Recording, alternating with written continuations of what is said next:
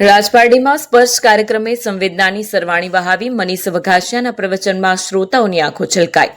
ભરૂચ જિલ્લાના ઝઘડિયા તાલુકાના રાજપારડી સ્થિત જય અંબે વિદ્યાભવન દ્વારા આયોજિત સ્પર્શ કાર્યક્રમ માત્ર એક વ્યાખ્યાન નહીં પરંતુ લાગણીઓનો એક એવો મહાસાગર સાબિત થયો જેમાં આખું નગર હિલોડે ચડ્યું।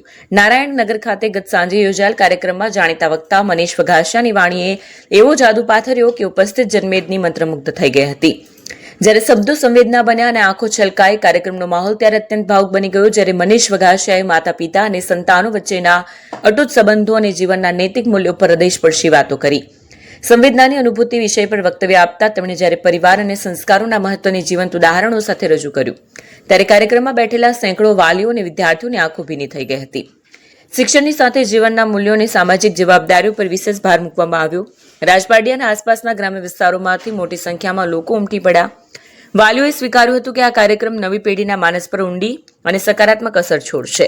આભાર અને સમાપન જય અંબે વિદ્યાભવનના સંચાલકોએ આ કાર્યક્રમને સફળ બનાવવા બદલ તમામ નગરજનો અને વાલીઓનો હૃદયપૂર્વક આભાર માન્યો। કાર્યક્રમ લોકોના હૃદયને સ્પર્શ કરવામાં ખરા અર્થમાં સફળ રહ્યો અને રાજપારડીના ઇતિહાસમાં એક યાદગાર સાંજ બની રહી। નમસ્કાર।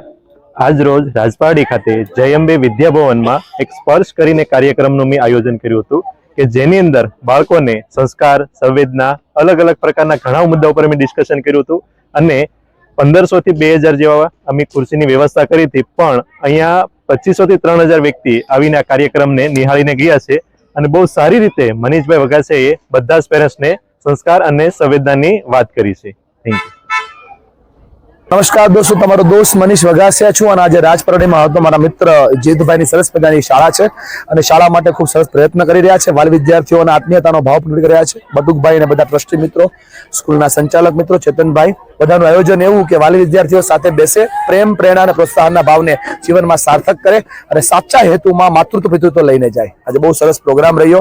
હજારોની સંખ્યામાં વાલી વિદ્યાર્થીઓ આવ્યા અને લાખોની સંખ્યામાં લોકોના જીવનમાં બદલાવ થવાના પ્રયત્ન થયા। ચિઠ્ઠીઓ લખીને ગયા, શેરિંગ કરીને ગયા અને આ શાળા સંચાલકોના પ્રયત્નને અભિનંદન આપું છું। રાજપારડીની જનતાને પણ આભાર પ્રગટ કરું છું। ધન્યવાદ, આભાર, થેન્ક યુ।